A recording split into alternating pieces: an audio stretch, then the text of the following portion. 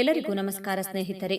ಜ್ಯೋತಿಷ್ಯ ಶಾಸ್ತ್ರದ ಪ್ರಕಾರ ಜನವರಿ ತಿಂಗಳಲ್ಲಿ ವೃಶ್ಚಿಕ ರಾಶಿಯವರಿಗೆ ಹೇಗಿರಲಿದೆ?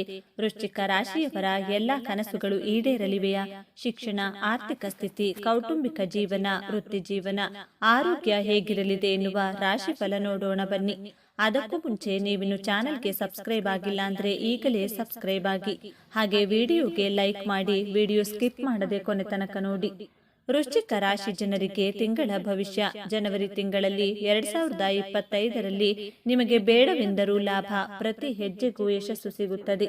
ವೃಶ್ಚಿಕ ರಾಶಿಗೆ ಸೇರಿದ ಜನರಿಗೆ ಜನವರಿ ತಿಂಗಳು ಬಹಳ ರೀತಿಯಲ್ಲಿ ಮಹತ್ವಪೂರ್ಣವಾಗಿರಲಿದೆ.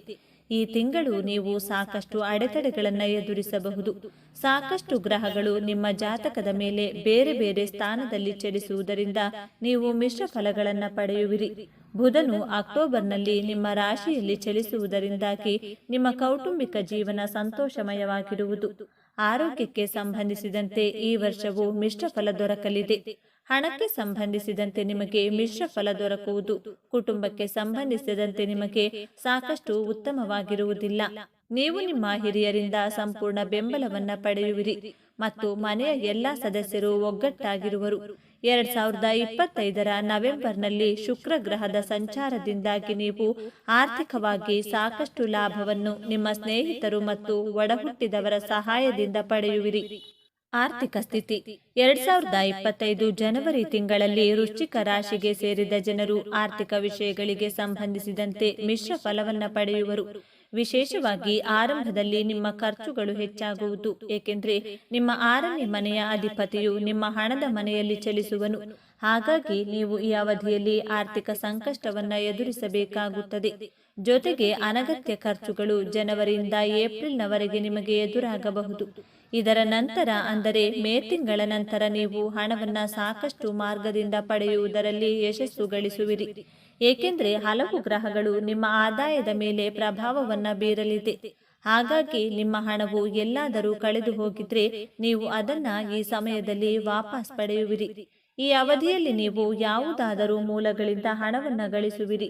ಇದರಿಂದಾಗಿ ನಿಮ್ಮ ಆರ್ಥಿಕ ಸ್ಥಿತಿಯು ಸಾಕಷ್ಟು ಸುಧಾರಿಸುವುದರೊಂದಿಗೆ ನೀವು ಧಾರ್ಮಿಕ ಚಟುವಟಿಕೆಗಳಲ್ಲಿ ಭಾಗವಹಿಸುವಿರಿ. ಕೊನೆಯ ತಿಂಗಳಾದ ಡಿಸೆಂಬರ್ನಲ್ಲಿ 5ನೇ ಮನೆಯ ಅಧಿಪತಿಯು 7ನೇ ಮನೆ ಮೇಲೆ ಪ್ರಭಾವ ಬೀರುವುದರಿಂದ ನೀವು ನಿಮ್ಮ ಸಂಗಾತಿಯಿಂದ ಆರ್ಥಿಕ ಲಾಭಗಳನ್ನು ಪಡೆಯುವ ಸಾಧ್ಯತೆ ಇದೆ. ವೈವಾಹಿಕ ಜೀವನ. ವೃಶ್ಚಿಕ ರಾಶಿಗೆ ಸೇರಿದ ಜನರ ವೈವಾಹಿಕ ಜೀವನದ ದೃಷ್ಟಿಯಿಂದ ಉತ್ತಮವಾಗಿರುವುದು, ಏಕೆಂದರೆ ನಿಮ್ಮಿಬ್ಬರ ನಡುವಿನ ಎಲ್ಲ ತಪ್ಪು ತಿಳುವಳಿಕೆಗಳು ಮತ್ತು ವಾದ ವಿವಾದಗಳು ಈ ಸಮಯದಲ್ಲಿ ದೂರವಾಗುವುದು. ಈ ಅವಧಿಯಲ್ಲಿ ನಿಮ್ಮ 9ನೇ ಮನೆಯ ಅಧಿಪತಿಯು ನಿಮ್ಮ ಪ್ರೀತಿಯ ಸ್ಥಾನದ ಮೇಲೆ ಪ್ರಭಾವವನ್ನು ಬೀರುವುದರಿಂದ ನಿಮ್ಮ ಮತ್ತು ನಿಮ್ಮ ಸಂಗಾತಿಯ ನಡುವಿನ ನಂಬಿಕೆ ಮತ್ತು ಪ್ರೀತಿ ಸಾಕಷ್ಟು ಹೆಚ್ಚಾಗುವುದು. ವಿಶೇಷವಾಗಿ 2025ರ ಆರಂಭದಲ್ಲಿ ನಿಮ್ಮ ವೈವಾಹಿಕ ಜೀವನ ಅದ್ಭುತವಾಗಿರುವುದು. ಇದರ ನಂತರ ಏಪ್ರಿಲ್ ತಿಂಗಳಿನಲ್ಲಿ ಕೆಲವು ಏರಿಳಿತಗಳನ್ನು ನೀವು ನೋಡುವಿರಿ. ಈ ಅವಧಿಯಲ್ಲಿ ನೀವು ಕೆಲವು ತಪ್ಪು ತಿಳುವಳಿಕೆಗಳನ್ನು ನಿಮ್ಮ ಸಂಗಾತಿಯೊಂದಿಗೆ ಹೊಂದಬಹುದು. ನಿಮ್ಮಿಬ್ಬರ ನಡುವೆ ಸಣ್ಣ ಪುಟ್ಟ ವಿಷಯಕ್ಕೆ ಮನಸ್ತಾಪ, ವಾದ ವಿವಾದ ಎದುರಾಗಬಹುದು. ಹಾಗಾಗಿ ಈ ಸಮಯದಲ್ಲಿ ನೀವು ಕೂತು ಮಾತನಾಡುವ ಮೂಲಕ ವಿಷಯಗಳನ್ನು ಬಗೆಹರಿಸುವುದು ಉತ್ತಮ. ನಂತರ ಸೆಪ್ಟೆಂಬರ್ನಿಂದ ನವೆಂಬರ್ ವರೆಗಿನ ಅವಧಿಯಲ್ಲಿ ನೀವು ನ್ಯಾಯಾಲಯಕ್ಕೆ ಸಂಬಂಧಿಸಿದ ವಿಚಾರಗಳಿಗೆ ಪರಿಹಾರವನ್ನು ಪಡೆಯುವಿರಿ. 6ನೇ ಮನೆಯ ಅಧಿಪತಿಯು ಉತ್ತಮ ಸ್ಥಾನದಲ್ಲಿರುವುದರಿಂದ ನೀವು ಜೀವನದಲ್ಲಿ ಯಶಸ್ಸು ಗಳಿಸುವ ಸಂಭವ ಹೆಚ್ಚಾಗಿರುವುದು. ಇದರಿಂದಾಗಿ ನೀವು ಸಾಕಷ್ಟು ಸಕಾರಾತ್ಮಕ ಪ್ರಭಾವವನ್ನ ನಿಮ್ಮ ವೈವಾಹಿಕ ಜೀವನದಲ್ಲಿ ನೋಡುವಿರಿ ಮತ್ತು ನಿಮ್ಮ ಸಂಗಾತಿಯೊಂದಿಗೆ ನೀವು ಜೀವನವನ್ನು ಸಂತೋಷಮಯವಾಗಿ ಕಳೆಯುವಿರಿ. ವೃಶ್ಚಿಕ ರಾಶಿಗೆ ಸೇರಿದ ವಿವಾಹಿತರು ಸೆಪ್ಟೆಂಬರ್ನಿಂದ ಕೊನೆಯವರೆಗಿನ ಅವಧಿಯಲ್ಲಿ ವಿವಾಹವಾಗುವ ಯೋಗವಿದೆ. ಈ ಅವಧಿಯಲ್ಲಿ ನೀವು ವಿಶೇಷ ವ್ಯಕ್ತಿಯನ್ನ ಭೇಟಿಯಾಗುವ ಸಂಭವವಿದೆ. ಪ್ರೇಮ ಜೀವನ. ಪ್ರೀತಿಯಲ್ಲಿರುವ ವೃಶ್ಚಿಕ ರಾಶಿಗೆ ಸೇರಿದ ಜನರಿಗೆ ಶುಭ ಫಲಿತಾಂಶಗಳನ್ನು ನೀಡುವುದು. ನಿಮ್ಮ ಪ್ರೀತಿಯ ಜೀವನದಲ್ಲಿ ಪ್ರೀತಿ ಮತ್ತು ರೊಮ್ಯಾನ್ಸ್ ಸಾಕಷ್ಟು ಹೆಚ್ಚಾಗುವುದು. ಆರಂಭದಲ್ಲಿ ಅಂದರೆ ಜನವರಿಯಿಂದ ಫೆಬ್ರವರಿ ಅಂತ್ಯದವರೆಗೆ ನೀವು ಸ್ವಲ್ಪ ಎಚ್ಚರಿಕೆಯಿಂದ ಇರುವುದು ಉತ್ತಮ, ಏಕೆಂದರೆ ನಿಮ್ಮ 5ನೇ ಮನೆಯ ಅಧಿಪತಿಯು ಉತ್ತಮ ಸ್ಥಾನದಲ್ಲಿಲ್ಲದ ಕಾರಣ ನಿಮ್ಮ ಸಂಗಾತಿಯೊಂದಿಗೆ ತಪ್ಪು ತಿಳುವಳಿಕೆ ಅಥವಾ ಮನಸ್ತಾಪ ಉಂಟಾಗಬಹುದು. ಮಾರ್ಚ್ ತಿಂಗಳ ಮಧ್ಯದಿಂದ ಸೆಪ್ಟೆಂಬರ್ನವರೆಗೆ ನಿಮ್ಮಿಬ್ಬರ ನಡುವಿನ ನಂಬಿಕೆಯಿಂದ ಸಂಬಂಧ ಬಲಗೊಳ್ಳುವುದು. ಇದರಿಂದಾಗಿ ನಿಮ್ಮಿಬ್ಬರ ನಡುವಿನ ಪ್ರೀತಿ ಸಹ ಹೆಚ್ಚಾಗುವುದು.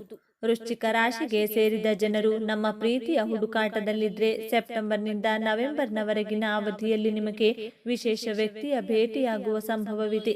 ಹಾಗಾಗಿ ಇದು ನಿಮಗೆ ಉತ್ತಮವಾದ ಸಮಯವಾಗಿರುವುದು. ಕೊನೆಯ 2 ತಿಂಗಳು ನೀವು ಪ್ರೇಮ ವಿವಾಹವಾಗುವ ಬಗ್ಗೆ ನಿರ್ಧಾರವನ್ನು ಸಹ ತೆಗೆದುಕೊಳ್ಳಬಹುದು. ವೃತ್ತಿ ಜೀವನ. ವೃಶ್ಚಿಕ ರಾಶಿಗೆ ಸೇರಿದ ಜನರ ವೃತ್ತಿ ಜೀವನಕ್ಕೆ ಸಂಬಂಧಿಸಿದಂತೆ ಸಾಧಾರಣವಾಗಿರುವುದು. ರಾಹುವಿನ ಸಂಚಾರದಿಂದಾಗಿ ನೀವು ಮಾನಸಿಕ ಸಮಸ್ಯೆಗಳನ್ನು ಎದುರಿಸಬೇಕಾಗುತ್ತದೆ. ಹಾಗಾಗಿ ನಿಮ್ಮ ಯೋಚನೆಗಳಲ್ಲಿ ಸಕಾರಾತ್ಮಕ ಹೊಂದುವಂತೆ ನೋಡಿಕೊಳ್ಳಿ. ವಿಶೇಷವಾಗಿ ಏಪ್ರಿಲ್ನಿಂದ ಮೇ ಅಂತ್ಯದವರೆಗೆ ಸ್ವಲ್ಪ ಕಾಳಜಿ ವಹಿಸಿ. ಇದರ ನಂತರ ಅಂದರೆ ಮೇ ತಿಂಗಳ ಅಂತ್ಯದಿಂದ ಸೆಪ್ಟೆಂಬರ್ವರೆಗೆ ನಿಮ್ಮ ಕೆಲಸದ ಸ್ಥಳದಲ್ಲಿ ಬದಲಾವಣೆಯಾಗಬಹುದು. ಇದರಿಂದಾಗಿ ನೀವು ಲಾಭವನ್ನ ಪಡೆಯುವ ಸಂಭವವಿದೆ. ವಿದೇಶಕ್ಕೆ ಸಂಬಂಧಿಸಿದಂತೆ ವ್ಯಾಪಾರ ಮಾಡುವವರು ಈ ಅವಧಿಯಲ್ಲಿ ಯಶಸ್ಸು ಗಳಿಸುವ ಸಂಭವ ಹೆಚ್ಚಾಗಿರುವುದು. ಕೆಲಸವನ್ನ ಮಾಡುವ ಜನರು ಬಡ್ತಿಯನ್ನ ಪಡೆಯುವ ಸಂಭವ ಹೆಚ್ಚಾಗಿದೆ ಮತ್ತು ವ್ಯಾಪಾರವನ್ನ ಮಾಡುವವರು ಹೊಸ ಜನರ ಭೇಟಿಯಿಂದ ಯಶಸ್ಸು ಗಳಿಸುವರು. ನವೆಂಬರ್ ತಿಂಗಳವರೆಗಿನ ಅವಧಿಯಲ್ಲಿ ನೀವು ವೃತ್ತಿ ಜೀವನಕ್ಕೆ ಸಂಬಂಧಿಸಿದಂತೆ ಸ್ವಲ್ಪ ಎಚ್ಚರಿಕೆಯಿಂದ ಇರಬೇಕಾಗುತ್ತದೆ. ಈ ಅವಧಿಯಲ್ಲಿ ನೀವು ಸಾಕಷ್ಟು ಕಠಿಣ ಪರಿಶ್ರಮ ಪಟ್ಟರೆ ಯಶಸ್ಸು ಸಿಗುವುದು ಖಂಡಿತ. ನಿಮಗೆ ಈ ಸಮಯವು ಉತ್ತಮವಾಗಿರಲಿದೆ. ಅಕ್ಟೋಬರ್ ತಿಂಗಳ ಕೊನೆಯಲ್ಲಿ ನೀವು ಅತ್ಯುತ್ತಮವಾದ ಫಲಗಳನ್ನು ಪಡೆಯುವಿರಿ. ಏಕೆಂದರೆ ಈ ಅವಧಿಯಲ್ಲಿ ನೀವು ಆರ್ಥಿಕವಾಗಿ ಸಾಕಷ್ಟು ಲಾಭವನ್ನು ಪಡೆಯುವುದರೊಂದಿಗೆ ಬಡ್ತಿಯನ್ನು ಸಹ ಪಡೆಯುವ ಸಂಭವವಿದೆ. ಹಾಗಾಗಿ ನೀವು ನಿಮ್ಮ ಕೋಪವನ್ನು ನಿಯಂತ್ರಿಸುವುದು ಅತಿ ಮುಖ್ಯ. ಆರಂಭದಲ್ಲಿ ನೀವು ಸರ್ಕಾರಕ್ಕೆ ಸಂಬಂಧಿಸಿದ ವಿಚಾರಗಳಲ್ಲಿ ಸ್ವಲ್ಪ ಸಮಸ್ಯೆಗಳನ್ನು ಎದುರಿಸಬಹುದು. ವ್ಯಾಪಾರಕ್ಕೆ ಸಂಬಂಧಿಸಿದಂತೆ ನಿಮಗೆ ಉತ್ತಮವಾಗಿರಲಿದೆ. ಶಿಕ್ಷಣ. ಶೈಕ್ಷಣಿಕವಾಗಿ ವೃಶ್ಚಿಕ ರಾಶಿಗೆ ಸೇರಿದ ಜನರಿಗೆ ಸಾಧಾರಣವಾಗಿರುವುದು. ಜನವರಿಯಿಂದ ಏಪ್ರಿಲ್ ತಿಂಗಳವರೆಗಿನ ಅವಧಿಯು ನಿಮಗೆ ಉತ್ತಮವಾಗಿರಲಿದೆ. ಮೇ ತಿಂಗಳ ನಂತರ ಸೆಪ್ಟೆಂಬರ್ ವರೆಗಿನ ನೀವು ವಿಶೇಷವಾಗಿ ಸಾಕಷ್ಟು ಎಚ್ಚರಿಕೆ ವಹಿಸಬೇಕು. ಏಕೆಂದರೆ ಈ ಸಮಯವು ಸಾಕಷ್ಟು ಉತ್ತಮವಾಗಿರುವುದಿಲ್ಲ. ಈ ಅವಧಿಯಲ್ಲಿ ನೀವು ಮೊದಲಿಗಿಂತಲೂ ಹೆಚ್ಚು ಕಠಿಣ ಪರಿಶ್ರಮವನ್ನ ಪಡಬೇಕಾಗುತ್ತದೆ. ಇಲ್ಲದಿದ್ದರೆ ಸಾಕಷ್ಟು ಸಮಸ್ಯೆಗಳನ್ನು ಎದುರಿಸಬೇಕಾಗುತ್ತದೆ. ಉನ್ನತ ಶಿಕ್ಷಣವನ್ನ ಪಡೆಯಬೇಕೆಂದಿರುವ ವೃಶ್ಚಿಕ ರಾಶಿಗೆ ಸೇರಿದ ಜನರು ಈ ಸಮಯದಲ್ಲಿ ಸಾಕಷ್ಟು ಒತ್ತಡಕ್ಕೆ ಒಳಗಾಗಬಹುದು. ಆದರೆ ನಿಮ್ಮ ಕಠಿಣ ಪರಿಶ್ರಮವನ್ನ ಮುಂದುವರಿಸುವಲ್ಲಿ ನೀವು ನಿಮ್ಮ ಶಿಕ್ಷಕರು ಮತ್ತು ಗುರುಗಳ ಸಹಾಯವನ್ನ ಪಡೆಯುವಿರಿ. ನೀವು ಸ್ಪರ್ಧಾತ್ಮಕ ಪರೀಕ್ಷೆಗೆ ತಯಾರಿ ನಡೆಸುತ್ತಿದ್ರೆ ನಿಮಗೆ ಉತ್ತಮವಾಗಲಿದೆ. ಈ ಅವಧಿಯಲ್ಲಿ ನೀವು ಯಶಸ್ಸು ಗಳಿಸುವ ಸಂಭವ ಹೆಚ್ಚಾಗಿರುವುದು. ಆರೋಗ್ಯ. ಆರೋಗ್ಯಕ್ಕೆ ಸಂಬಂಧಿಸಿದಂತೆ ವೃಶ್ಚಿಕ ರಾಶಿಗೆ ಸೇರಿದ ಜನರಿಗೆ ಮಿಶ್ರವಾಗಿರಲಿದೆ. ಏಕೆಂದರೆ ಶನಿ ಮತ್ತು ಗುರುವಿನ ಸಂಚಾರವು ನಿಮ್ಮ ಆರೋಗ್ಯಕ್ಕೆ ಉತ್ತಮವಾಗಿರುವುದು. ಹಾಗಾಗಿ ಏಪ್ರಿಲ್ ಮಧ್ಯದಲ್ಲಿ ನೀವು ಹಳೆಯ ಕಾಯಿಲೆಗಳಿಂದ ಮುಕ್ತಿಯನ್ನ ಪಡೆಯುವಿರಿ. ಶನಿಯ ಸಂಚಾರದಿಂದಾಗಿ ನಿಮ್ಮ ಆರೋಗ್ಯದಲ್ಲಿ ಸಕಾರಾತ್ಮಕ ಬದಲಾವಣೆಗಳು ಹೊಂದುವಿರಿ. ಇದರಿಂದಾಗಿ ನೀವು ಬಹಳ ಸಮಯದಿಂದ ಯಾವ ಆರೋಗ್ಯ ಸಮಸ್ಯೆಯಿಂದ ಬಳಲುತ್ತಿದ್ದೀರೋ ಅದರಿಂದ ಮುಕ್ತಿ ದೊರಕುವುದು. ಈ ಅವಧಿಯಲ್ಲಿ ನಿಮ್ಮ ಆರೋಗ್ಯ ಸುಧಾರಿಸುವುದರೊಂದಿಗೆ ನಿಮಗೆ ಹೊಟ್ಟೆಗೆ ಸಂಬಂಧಿಸಿದ ಕಾಯಿಲೆಗಳಿಂದ ಮುಕ್ತಿ ದೊರಕಲಿದೆ. ಆಗಸ್ಟ್ನಿಂದ ಅಕ್ಟೋಬರ್ ಮಧ್ಯದವರೆಗೆ ನೀವು ನಿಮ್ಮ ತಾಯಿಯ ಆರೋಗ್ಯದ ಬಗ್ಗೆ ವಿಶೇಷವಾಗಿ ಕಾಳಜಿ ವಹಿಸಿ. ಇಲ್ಲದಿದ್ದರೆ ಮಾನಸಿಕ ಒತ್ತಡ ಹೆಚ್ಚಾಗುವ ಸಂಭವವಿದೆ. ಸೆಪ್ಟೆಂಬರ್ನಿಂದ ವರ್ಷದ ಕೊನೆಯವರೆಗೆ ನೀವು ಸಾಕಷ್ಟು ಎಚ್ಚರಿಕೆಯಿಂದ ಇರಬೇಕಾಗುತ್ತದೆ.